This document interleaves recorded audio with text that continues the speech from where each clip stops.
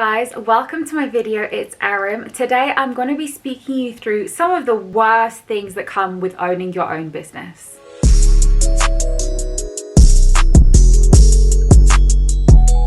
Alright guys, before I jump into this video, first of all I want to let you know, sis is going to be very real with you, because I think a lot of the time a lot of entrepreneurs and social media portray that whole hustle, grind till we can't stop type of vibe, and I think that's really good, but I think that feeds a little bit into like toxic productivity and all of those types of things. So I'm going to show you guys the real when it comes to just the worst sides of owning a business. But I want to preface this video. I am beyond blessed to own my own business. Beyond blessed. There's literally nothing in my life that I could be more proud about than owning my own business, which is by Aram, a luxury hair care brand for those of you who don't know. So today we're going to talk about the negative sides of it, because I could go on for hours about the positives. So the first thing that makes things a little bit difficult, and I think it's unfortunate that this is said to me a lot, but is people assuming that I'm lying about my success or I'm lying about my business. So one of the things that someone said it to me on a TikTok live recently is like, lol, her dad paid for her whole business. First of all, shut up, bitch. Second of all, no, he didn't. I was doing the business for 1 year and 4 months before my dad actually joined. Every single penny that went into By Aram is my own money, came from my own savings. Every single decision for the first year and 4 months was made entirely by me. But that is probably one of the most annoying things, is when people say that my dad did it all. Honestly, there's nothing more to prove, and I think that's a very important lesson that I want to share with any other fellow young entrepreneurs. Like, you don't need to prove yourself to anyone, ever.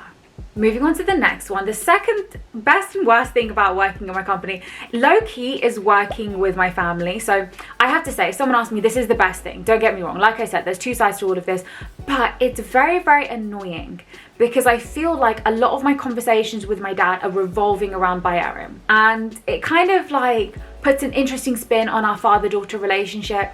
It's also a bit annoying because I work from home, so like as you can see right here, my bed is also, you know, my meeting room, it's also my desk, it's also my bed, it's also where I like chill and watch movies. So instead of working for someone else, you know, you can kind of switch off at the end of the night. For me, you guys know me, I literally go to sleep at like 5 in the morning and I wake up at midday most days, but it's like I'm only getting like the recommended 7-8 hours of sleep.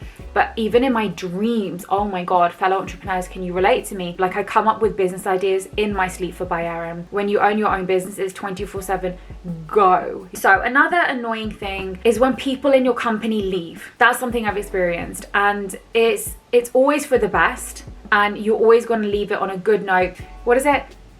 The comeback is greater than the setback. Oh my god, I learned that lesson in 2020. Trust me guys, like sis went through it. I think we all did, and I think honestly, I hope that we can all at least say that we came out stronger. The next thing that I really don't like doing in my business is dealing with complaints or issues.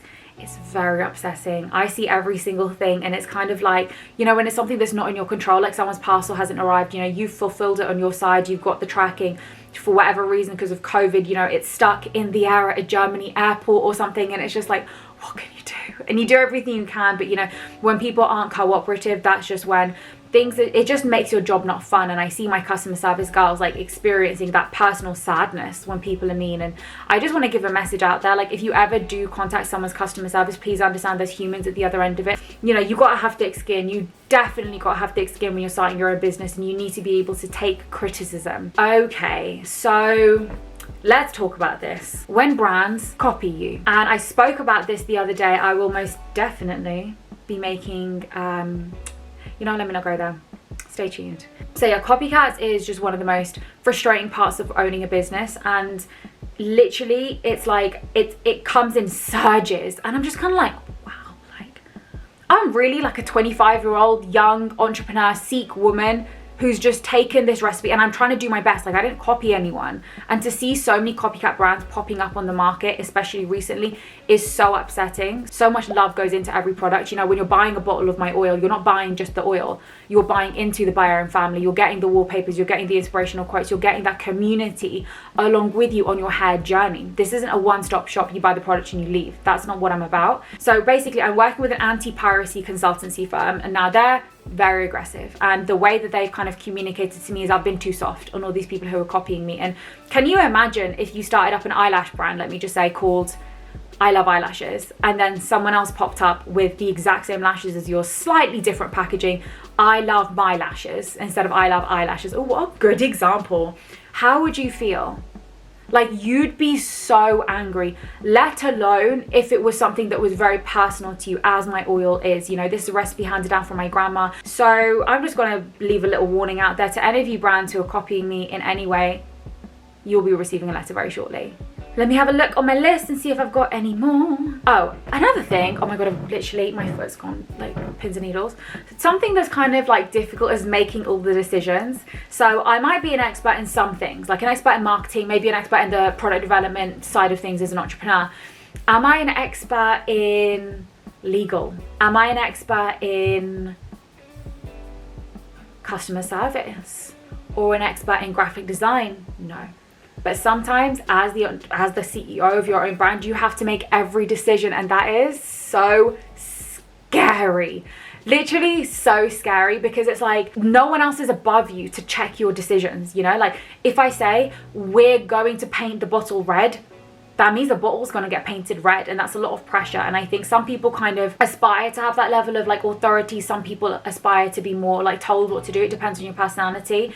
If you're not one of those people who's a strong leader, it's difficult to own your own business, because a lot of the time, like, I have people, and a lot of my staff are older than me, but like looking at me like, Erin, what do we do? And I'm kind of looking at them, and at the same time I want to say like, I don't know, and just like crumble, but then I'm just like, I can't, like, I'm the owner of this company. Like, if I don't know, no one knows.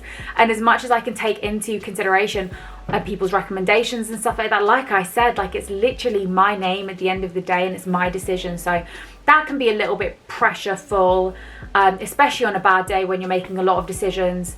But having said that, those are probably the worst parts of owning a business. I know I've kind of painted a very negative picture of owning your own business. Obviously, everything I say is with true love, and at the end of the day, you got to do what's best for you. Some people aren't born to own their own company. Some people are. Sometimes it's just worth a try to see it. You know, you're not going to harm anyone. Overall, honestly, guys, like I said, this is just the best part of my life, is owning by Erin. And I'm very blessed to, I look back and I'm just like, yo, well done, like 24-year-old Erin, for making those big moves, because 25-year-old Erin wouldn't be sat here in the position I am, where I'm able to kind of talk to you guys and hopefully help you guys and just give you a realistic perception of what it's like to own a business. So I love you all. If you'd like, feel free to like, comment, and subscribe. Here is a hug from me to you. Mwah! And I will see you in my next video. And make sure to stay till the end for a blooper.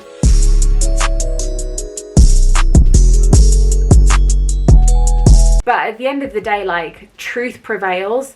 The authentic people prevail. Those who are just copycat scammers, like, you will fall off the wayside. So watch how you speak on my name, you know?